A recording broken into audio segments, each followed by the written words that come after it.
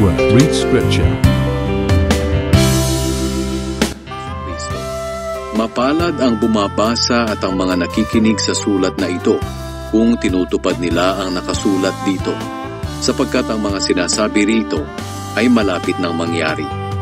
Lahat ng kasulatan ay isinulat sa pamamagitan ng kapangyarihan ng Diyos at mapapakinabangan sa pagtuturo ng katotohanan, pagsasaway, pagtutuwid, at sa pagsasanay sa matuwid na pamumuhay para maging handa sa lahat ng mabubuting gawa ang naglilingkod sa Diyos.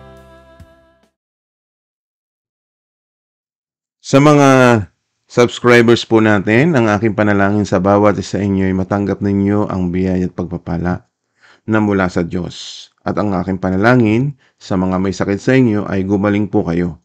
Gamitin lang natin yung ating pananampalataya sa Diyos na tayo po'y gagaling.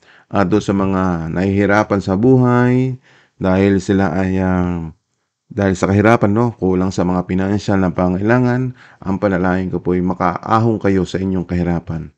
Bigyan kayo ng magandang hanap buhay, trabaho, nang sa ganun ay magkaroon tayo ng pagkakakitaan. At yan po ay pangako ng Diyos na kung saan ay ang bawat isa sa atin ay makakatanggap talaga ng pagpapala. Hindi lang po pagpapalang material, maging pagpapalang espiritual. Kaya unahin muna natin yung pagpapalang espiritual bago ang material. Yun po ang kagandahan dun eh. Everything po sa buong buhay natin, ay yan po inaandyan na eh. Gagamitin lang natin yung talento na meron tayo. Hindi po tayo kukuha sa ibang mundo, kundi nasa ating earth. Nariyan po lahat ang ibinigay na ng Diyos ang ating pangangailangan. Kaya hindi po tayo dapat magkaroon na sisihin ng Diyos. Bakit ka naghihirap? Bakit ka nawala ng mga ganung bagay? Alam niyo po, may dahilan kung bakit. Kaya ang Diyos ay Diyos na mapagbiyaya, punong-puno ng pagpapala kung tayo nagtitiwala sa Kanya. At ngayong araw na ito, huwag naman kayo makalimutan mag-like at mag-subscribe sa channel nito kung ikaw ay ngayon lang napadpad sa ating channel. At magpatuloy po tayo sa pag-aaral ng mga salita ng Diyos sa pamamagitan po ng kasulatan. Doon natin makikita yung ating mga sagot sa ating mga tanong. At ngayon po, dahil marami pong nakaantamay na mga tanong, ay umpisahan po natin na sagutin ang kanilang mga tanong. Unahin po muna natin si Pasma Vlogs. Yan, at basahin natin yung kanyang tanong dahil napakaganda ng kanyang tanong. Ito po yung kanyang tanong, basahin natin. Pastor ka ba? Bakit di ka magpakilala kung pastor ka o hindi? Alam mo, Pasma Vlogs, ay sasagutin natin yan isa-isa at basahin muna natin yung mga sumunod na tanong para mabigyan natin ito ng kasagutan. Ang susunod po na katanungan ay nanggaling naman po kay Ramon Verano. Yan, ang tanong naman po niya o gusto niyang malaman. Sabi niya, di ba hindi po apostol si Pablo? Yan. Yun po yung kanyang pangunawa o pagkakilala kay Pablo, hindi raw apostol. Dito po sa channel ay bibigyan po kayo ng paliwanag at malalaman ninyo na si Apostol Pablo ay itinalaga para maging apostol, hindi lang po sa bayang Israelita, sa lahing Hudyo, maging sa mga hari at mga hintil. Ibig sabihin mga hintil, hindi kalahing Hudyo. Tulad mo, tulad ko, na kung saan ay makarating yung mabuting balita para makita natin yung biyaya ng Diyos ay makamta natin. Ano pa? Okay? At yung huling katanungan na nanggaling naman po kay Baltasar Baguio. Ito po ang kanyang tanong. Na kay dalawa yata itong kanyang katanungan. Basahin po natin. Kailangan ba na maging loyal lang sa isang pastor o sekta sa pakikinig sa mga paliwanag na mga aral ng Diyos? Number 2, ano po ang stand ninyo dito kay late Brother Eli? Dalawa ang Diyos. May mga mababasa kasi na talata sa Biblia na kung kunin mo sa logic, tama naman. Ang Diyos Ama at ang Diyos Anak.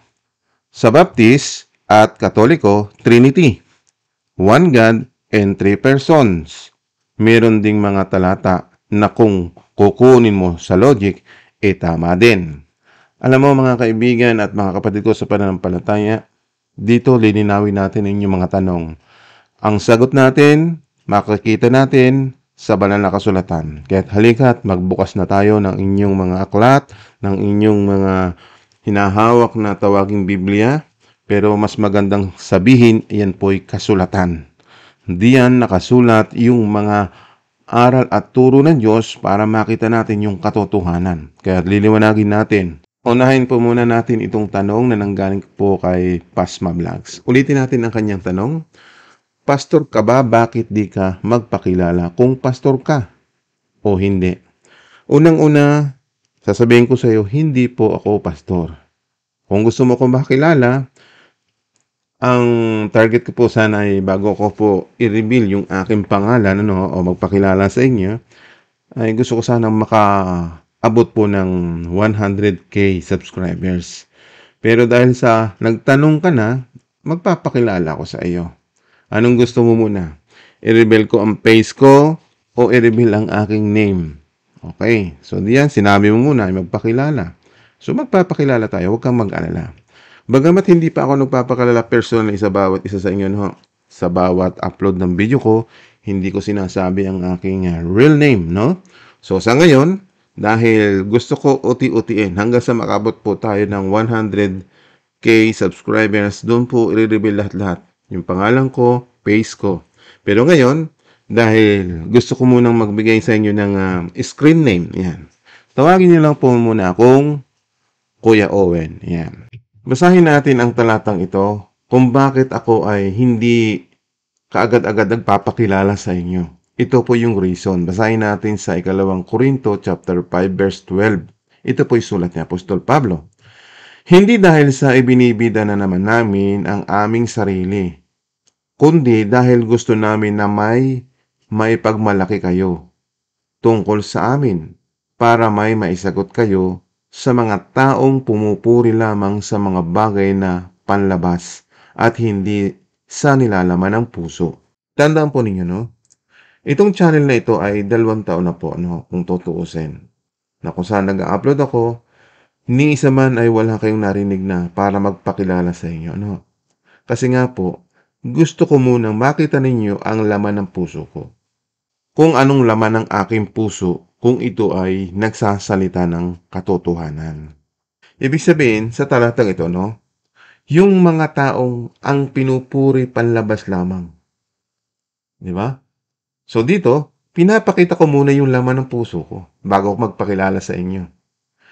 Ang kagandahan, may nagtanong ngayon. Kaya yan, nagbigay po ako ng screen name po muna.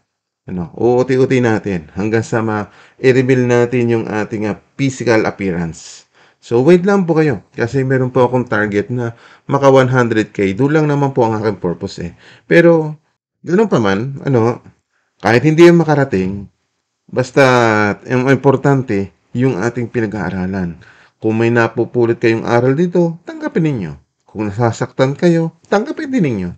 Kasi nasasaktan yung mga taong mali ang ginagawa. Parang isang ama na pinapalo ang isang anak kung mali yung kanyang ginagawa. Diba? Kaya nasasaktan yung pinapalo. Okay? Dahil pagdating po sa pananampalataya talaga, iisa naman yung kasulatan na binabasa. Ang nagiging problema lang talaga yung pamaraan ng paglilingkod sa Diyos, pagkakilala sa Diyos, pagsamba sa Diyos. Diba? At yung mga aral ay taliwas na sa mga inaaral ng ating Panginoon Kristo. Pangalawa ay binabaluktot yung mga aral, di ba?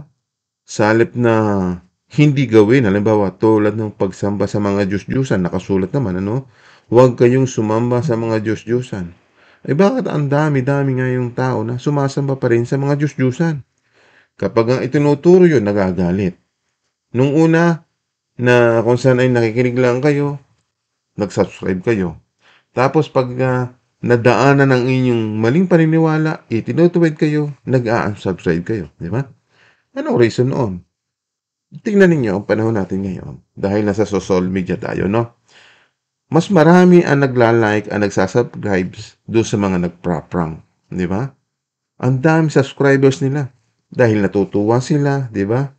Kahit naiiyamot sila sa mga kanilang kalokohan, ay patuloy pa silang natutuwa. Pero pagdating po sa kabanalan, ano, para ituwid yung kanilang maling gawain, ay nag-unsubscribe sa channel nito. O bagamat nakikinig sila, hindi sila nagsasubscribe. Yun po ang dahilan, ano. Kaya dito, mas mabuting makinig ka, may matututunan ka, na kung saan ay inihahanda mo ang iyong sarili sa realidad, pagharap mo sa Diyos sa daktang panahon. Kasi kung hindi mo ihahanda ang sarili mo, wala kang alam kundi makamundong bagay ang iyong pinagkakabalahan, kawawa ka naman. Di ba? Mahuhuli ka sa balita. Kaya itong ibinabalita ko ay isang mabuting balita na kung saan ay makamtan mo yung talagang kasaganaan ng buhay. Mapalaya tayo sa pagkaalipin ng mundong ito. Sapagkat ang mundong ito, si Satanas ang naghahari o ang dyablo upang lalo kang pahirapan. Yun po ang dapat niyong malaman. Kaya ang channel na ito, nagbibigay nga po ng pagliliwanag sa inyong mga tanong. Kaya balikan po natin yung tanong. Ano? Itong tanong ay nasagot ko na po, no? Nagpakilala ako sa inyo, hindi po ako pastor. Okay? At ako po isang nangangaral din, ibinabalita ko yung mabubuting balita na mula sa Diyos. Okay na po ba yon, Pasma Vlogs? Okay, ulitin ko po. Tawagan mo lang ako, Kuya Owen. Yun po ang aking screen name. At ngayon naman sa ating pangalawang tanong, sagutin po natin na nanggaling naman po kay Ramon Berano. Ito yung bagay na dapat mong malaman, kaibigan Ramon, no? Si Apostol Pablo po ay marami yang isinulat mula doon sa aklat ng Roma, di ba? Sa kaulilihan ng kanyang sulat ay aklat ng Hebreo. Bagamat hindi inalathala doon ang kanyang pangalan, pero nagpapatunay sa kanyang mga sulat na kay Apostol Pablo rin po yung sulat na yun. Okay? So ngayon bibigyan kita ng mga verses o talata o aklat na si Apostol Pablo ay itinilaga ng Diyos para maging apostol po. Okay? Umpisahan natin magbukas. Ramon, ito yung mga talata na ating mababasa sa bawat aklat na isinulat po ni Apostol Pablo. Sabi dito sa Roma 1:1, mula kay Pablo na lingkod ni Kristo Jesus, pinili at tinawag ako ng Diyos na maging apostol upang ipangaral ang kanyang magandang balita. O malinaw, Ramon? Kaya po naging lingkod po si Apostol Pablo at tinawag na apostol, ito po isa kalooban po ng Ama. Di ba? Para maging apostol ni Kristo Jesus upang maghatid po at ipangaral ang magandang balita. Ngayon, baybayin natin ang bawat aklat na isinulat ni Apostol Pablo. Basahin din natin yung unang Korinto. Chapter 1 verse 1. Mula kay Pablo na tinawag upang maging apostol ni Kristo Jesus ayon sa kalooban ng Diyos. Di ba? Malinaw na po diyan. Sa ikalawang sulat sa Korinto, basahin din natin, mula kay Pablo na apostol ni Kristo Jesus ayon sa kalooban ng Diyos. Di ba? Sa Galacia, mula kay Pablo na isang apostol. Di ba? Malinaw po. Sa Efeso naman tayo, mula kay Pablo na apostol ni Kristo Jesus ayon sa kalooban ng Diyos. Di ba? So marami pong nagpapatunay, hindi lang sa isang sulat ni Apostol Pablo, marami po siyang binabanggit na kung saan ay idinideklara niya sa kanyang mga sulat na siya po ay tinawag ng Diyos upang maging apostol ni Jesucristo. Tama po ba yon? O ngayon, lahat po mula dito sa ating babaybayin ay nagpapahiwatig na yung mga sulat ni Apostol Pablo, kaya po siya ay maraming sulat dahil pangunahin po siya na tinawag sa mga hindi Hudyo. Kaya yung pinuntahan po niya mga Romano, di ba, sa mga Korinto, sa mga Galacia, taga Efeso, Filipos, Colosas, Thessalonica, di ba? Maging mga sulat niya sa kanyang mga lingkod, kay Timoteo, kay Pilimon, kay Tito. So makikita natin ay nagpapahiwatig na si Apostol Pablo ay hinirang ng Diyos para maging apostol ni Kristo. Malinaw po ba sa iyo, Ramon? Nasagot ko na po ba ang tanong ninyo? At dito naman po sa huling katanungan na nanggaling naman po kay Baltasar Baguio. Sagutin muna natin yung unang katanungan niya. Sabi niya, kailangan ba na maging loyal lang sa isang pastor o sekta sa pakikinig ng mga paliwanag ng mga aral ng Diyos? Yan ang tanong mo. Ang sagot ko po, opo. Isa lang yung pastor na dapat nating pakinggan. Doon tayo makikinig, maging loyal tayo kasi yung kanyang mga aral at turo, yun ang ating tatanggapin. Sapagkat ang itinuturo ng ating Panginoong Kristo ay mula sa Diyos. Basahin natin para patunayan natin na maging loyal talaga tayo sa isang pastor na si Jesucristo, ang ating tunay na pastor. Basahin po natin sa kasulatan. Ito po yung sagot ko sa inyo pong mga tanong. Basahin natin sa mga sulat ni Juan, chapter 10, verse 11. Ako ang mabuting pastor. Ibinibigay ng mabuting pastor ang kanyang buhay dahil sa mga tupa. Alam mo yung talatang ito, no? Kaya nga po ako ay hindi nagpapatawag na pastor. Siya lang po ang may karapatan na maging pastor, ang ating Panginoon Kristo. Sapagkat siya lang po ang nakagawa na matubos yung ating kasalanan. Diba? Kaya ang sabi dito, ang kanyang buhay dahil sa mga tupa. So, ibinigay po yung kanyang buhay. Kanino? Doon sa mga mananampalataya. Yung po mga tupa, ang kahulugan po niyan sa spiritual na pagkaunawa. Tupa po yan na ang kahulugan ito yung mga taong mananampalataya. Mga tagasunod ni Jesus. Diba? Ikaw pa, gusto mo maging pastor, tapos hindi ka nasusunod sa mga pamaraan ni Jesus? Kaya nga ikay susunod sa pamaraan ni Jesus, matatawag kang tupa. Matatawag kang mananampalataya ni Jesus. Ay meron na nga po tayong mabuting pastor eh. Bakit nangangailangan ka pa na ibang pastor? Kasi sa tanong mong ito, no, ating balikan. Kasi kung diniwanagin natin, no, so kailangan ba na maging loyal lang sa isang pastor? Iisa po talaga yung pastor eh. Hindi po marami. Kaya dapat maging loyal ka. Kung makikinig ka sa kanila na ibang aral, eh huwag mong tatanggapin. Pwede kang makinig, pero huwag mong tatanggapin ng ibang aral yun kasi hindi aral ni Kristo. Kung may mga ngaral man, eh hindi pastor. Katulad ko, hindi man ako pastor, nangangaral ako. Salita ng Diyos ang aking pinapangaral. Pwede mong tanggapin yun. Kaya nga po, hindi ko inaangkin yung authority na maging pastor. Kasi ang Diyos po ang nagtatalaga. Diba? Si Apostol Pablo, nabanggit natin, kaya po naging Apostol Pablo, itinalaga ng Diyos na maging apostol ni Kristo Jesus. O, di ba? Eh tayo naman po, anong gagawin natin? Gagayahin ba natin? Inordenahan ka ng tao? Di ba? Kaya nga ang sabi ni Apostol Pablo, yung kanyang pagka-apostol ay hindi mula sa tao. Balikan natin yung talatang iyon. Basahin po natin dito sa mga sulat ng Apostol Pablo, Kabanata 1, Talata 1, para maintindihan niyo ang nagtatalaga Diyos, hindi tao. Kaya para ikaw ay maging pastor, tingnan niyo mga tao lang ang nagtatalaga. Pero dito, makikita natin, ang Diyos po talaga ang nagtatalaga para mabigyan ka ng authority sa mga bagay na ipagkakaloob sa iyo. Katulad ni Apostol Pablo, basahin natin. Sabi dito sa kanyang mga sulat, mula kay Pablo na isang apostol, kasama ang lahat ng kapatid dito.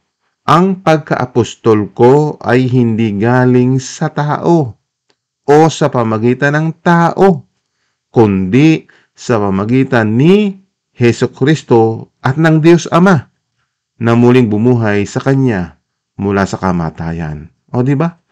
Makikita natin, idinideklara ni Apostol Pablo yung kanyang pagiging apostol ay hindi nagmula sa tao. Di ba? Hindi galing sa tao ang kanyang pagka-apostol. Di ba't malinaw? Ngayon, balikan natin itong ating pinag-aaralan. yung po bang pastor ng ating Panginoong Hesus. Diba? Kung babalikan natin itong talatang ito. Sinasabi niya, no, ito'y pananalita ng ating Panginoon Jesucristo. Ako ang mabuting pastor. Ibinibigay ng mabuting pastor ang kanyang buhay dahil sa mga tupa. Di ba't malinaw? Kaya nag-iisa po yung pastor, hindi po marami. Nakuha po ninyo. Iisa lang yung ating pakikinggan. Pwede kang makinig kung ang pinapangaral ng isang mangangaral pero hindi pastor, no? Katulad ko, hindi ako pastor pero nangangaral ako. Pakinggan ninyo. Kung may mapupulot kayong aral na mabuti, tanggapin ninyo. Kung hindi namang mabuti, edi huwag niyong tanggapin. Ganun lang po eh. Kung itutuloy natin sa verse 12, kasi kung maraming pastor, magkakagulo. Tingnan ninyo, bakit magkakagulo? Sa verse 12, ang nagpapaupa at hindi ang pastor na hindi may-ari ng mga tupa ay nakikitang dumarating ang lobo at pinababayaan ang mga tupa at tumatakas at inaagaw sila ng lobo at pinapangangalat. Tandaan po ninyo, no? Ibig sabihin, sa halip na pagtipunin, tingnan niyo po ngayon, ang mga pastor ay ano po ang pinagkakaabalahan nila. Hindi yung talagang mananampalataya, kundi saan? Anong dahilan? Anong dahilan? Ito po ang dahilan. Nagpapaupa. Ibig sabihin, bayaran ang mga pastor na ito. Kaya pagdating po ng mga lobo, ibig sabihin yung mga bagay na mga problema sa iglesia ay pinababayaan nila ang iyong mga miyembro. Basahin natin sa ibang salin. Hindi siya katulad ng bayarang pastol ng mga tupa. O di ba? Magkaiba po yung tunay na pastor, yung mabuting pastor, hindi po bayaran yun. Yung mga nagpapastor po ngayon, bayaran. Nakuha po ninyo? Sapagkat ang ganitong tagapagbantay ay tumatakas at iniiwan ang mga tupa kapag nakakita ng asong lobo na paparating. Kaya sinasalakay ng lobo ang mga tupa at nagkakawatak-watak sila. Tingnan po ninyo. Napansin niyo po ba ang bawat iglesia ngayon nagkakahati-hati, nagkakagulo sa isang grupo? Dahil nga po yung pastor na yon walang alam kundi pakinabang laang. Malalaman po natin ito sa mga sulat ni Propeta Isaias. Tingnan ninyo. Tama, ang paliwanag ko ho, hindi galing sa sarili ko.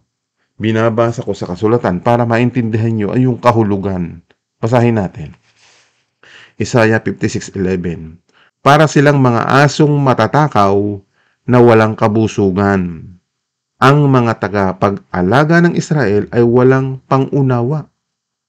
Ang bawat isa sa kanila ay gumagawa ng kahit anong gusto nilang gawin at pansariling kapakanan lang ang kanilang pinagkakaabalahan. Di ba? Kinukumpara. Saan? Sa asong matatakaw. Walang kabubusukan. Walang kabubusugan. Di ba?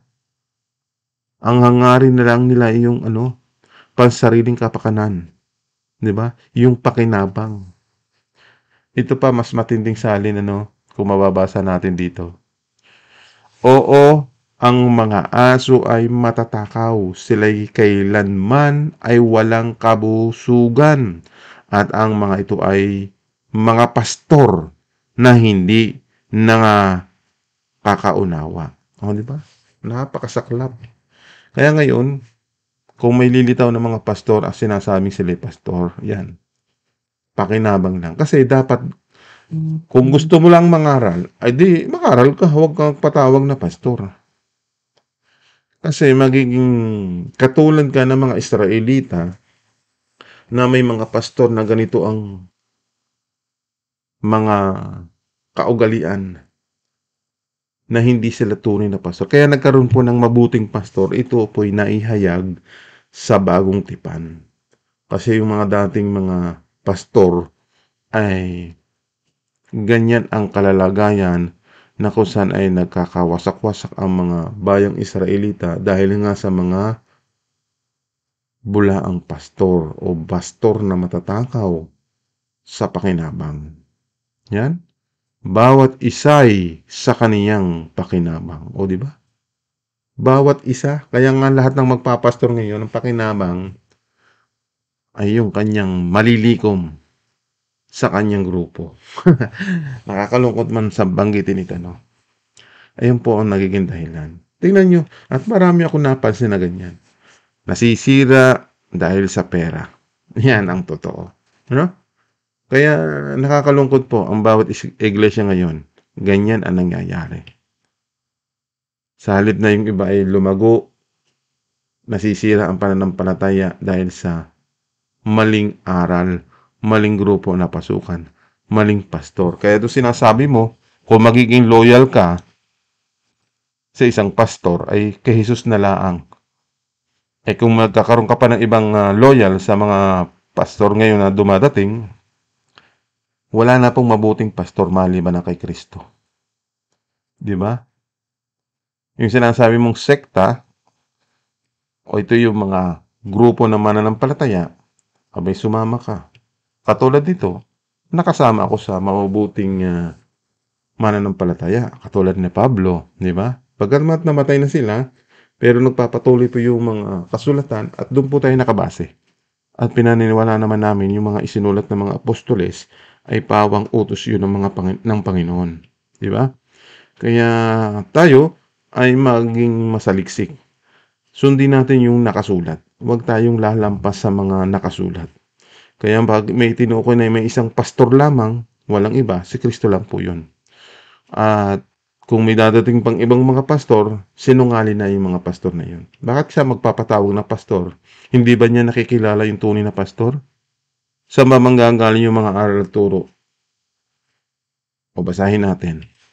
Sa Roma 10:17 para malaman ninyo. At magkaroon din kayo ng pananampalataya kay Jesus, sapagkat sa Kanya manggagaling ang bawat mensahe at turo at aral na ating mapapakinggan. Roma 10:17. Basahin natin. Kaya nga, ang paniniwala ay nanggagaling sa pakikinig at ang pakikinig ay sa pamagitan ng salita ni Kristo. Yan po. Sa salita ni Kristo. Sa isang salin naman, para maintindihan natin, sasampalataya lang ang tao kung marinig niya ang mensahe tungkol kay Kristo. At maririnig lang niya ito kung may mga ngaral sa Kanya. Kaya nga po ito, ipinapangaral ko po sa inyo na yung mga mensahe na patungkol kay Kristo, no? Siya po yung mabuting pastor na dapat nating sundin at yung mga aral at turo sa Kanya manggagaling. Bakit po sa Kanya manggagaling? Ito po ay naisulat po ni Mateo, chapter 11:28. Basahin natin. Lumapit kayo sa akin kayong lahat na nahihirapan at nabibigatan sa inyong pasanin at bibigyan ko kayo ng kapahingahan. 29. Sundin ninyo ang lahat ng utos ko at matuto kayo sa akin dahil mabait ako at mababang loob. Makakapagpahinga kayo. Dahil madaling sundin ang aking mga utos at magaan ang aking mga ipinapagawa. Yan po. Kaya nga ang gusto ng Diyos sa ating Panginoon Kristo, matuto tayo sa Kanya. Sa Kanya po tayo mag-aral. Dahil ang kanyang mga utos ay madali namang sundin, magaan naman yung kanyang ipinapagawa. So wala pong hassle pagdating sa Panginoon Kristo. Hindi mo na kailangan na mag-tithes buwan-buwan. Paano kung nawalan ka ng trabaho, di mapuputol ang pagta-tithes mo? Kasi doon dapat continually. Hindi pwedeng maputol. Kapag naputol yung pagta-tithes mo, wala kang biyaya. Yun po ang rules. Di ba? O, di ba? Kailangan weekly, meron kang offering. Kaya yung iba hindi na natin kasi nga minsan wala nang pang offering, nahihiya nang pumunta. So, hindi po ganyan ang ating itinuturo. Dahil ang katuruan ni Kristo, magbibigay ka ayon sa pasya ng puso mo. Kung wala man, hayaan kang makinig. Sabi ng salita ng Diyos ay walang bayad. Makinig ka, ibigay natin na walang bayad. Tinanggap nating walang bayad, ibigay nating walang bayad. Di ba? Ganun po ang pangangaral ng salita ng Diyos. Hindi po kung saan ay pagkakaperahan laang. Kaya yung iba nagtatayo, pinagkakaperahan lang ang pera. Ito na ang gustong makinig ng salita ng Diyos, ay siyempre matututo daw sila ng mga aral at turo ni Kristo. Kaya dapat tayo ay maging masaya sa aaral ng salita ng Diyos. Aalamin niyo muna yung mga aral at turo ay galing nga sa Diyos. Ito po ang payo ni Apostol Juan. Basahin natin sa unang Juan, Kabanata 4, talata 1. Basahin natin. Nang sa ganoon ay matauhan tayo. Sabi dito sa kanyang mga sulat, mga minamahal, huwag kayong basta maniwala sa mga taong nagsasabi na ang ipinapangaral nila ay mula sa banal na Espiritu. Sa halip, alamin muna ninyo kung nagmula nga sa Diyos ang itinuturo nila, sapagkat marami ng huwad at sinungaling na propeta na nagkalat sa mundo. O, di ba? Yun po. Kailangan tayo ay magkaroon po ng mapanuri. Huwag basta agad maniniwala. Pakinggan mo muna, aralin mo muna. Kung may katotohanan, saka ka sumama sa kanilang grupo. Pero ang pagsama hindi biglaan. Pwede namang makinig ka sa kanila, pero kailangan mo pa rin masihasat kung sila'y nasa katotohanan. Sabi dito sa verse 2, sa ganitong paraan ninyo malalaman kung ang espiritong sumasa kanila ay mula sa Diyos. Kung kinikilala nila na si Jesucristo naging tao, ang Diyos mismo ang nagsugo sa kanila. Verse 3, ngunit ang hindi kumikilala na si Jesus ay naging tao, ay hindi isinugo ng Diyos kundi ng espiritu ng Antikristo. Narinig ninyo na darating na nga ang Antikristo at narito na nga sa mundo. Yan po ang dapat nating malaman, mga kapatid ko sa pananampalataya, na kung saan ay magsiyasat tayo sa pakikinig. Katulad po dito ng channel ito, pawang katotohanan lang po at sinasabi ay nanggagaling po sa banal na kasulatan. Baltasar Baguio, sa tanong po ninyo dito sa pangalawang tanong ay isusunod po natin sa part 2 sapagkat medyo may kahabaan po ang pag-aaral na yan. Kaya bibigyan po natin ng paliwanag sa another videos. Ano po? Dahil mahaba-haba na po yung ating naging talakay. Kaya bibigyan po natin ng another video itong pangalawang mong tanong. Sana po may natutunan kayo sa bagay na ito. Kung kayo po ay nasaktan sa inyong pong paniniwala, pagpasensyahan niyo ako dahil ang akin naman talagang sinasabi ay nasa kasulatan. At ako po ay hindi nag-iimbento ng mga sagot sa inyong mga tanong. Kung naliwanagan po kayo, humanap na po kayo ng mga nangangaral na kung saan ay matatawag mo ring kapatid sa pananampalataya. At wag patawag na pastor. At kung sila nagpapatawag na pastor, iyon po ay mga sinungaling. Bakit po? Huwag po nilang kunin ang authority ng ating Jesucristo. Pwede pong mangaral ng salita ng Diyos anuman ang sitwasyon mo. Babae ka man, bata ka man, lalaki, di ba, matanda. Ang kagandahan po nito ay kung alam mo ang ipinapangaral mo. Kaya yun po ang turo ng ating Apostol Juan na suriin natin ang lahat ng bagay. Ano? At ni Apostol Pablo, yan din po ang sinabi. Lahat ng bagay inyo mo nang subukin, di ba? Kaya dapat alam natin yung mga pamaraan at utos ng Diyos. Naway nagbigay muli tayo ng kasagutan sa inyong mga tanong at naway sumayin niyo po ang biyaya at pagpapala. To God be the glory. Hanggang sa muli po natin pag-aaral. God bless you po sa inyo lahat.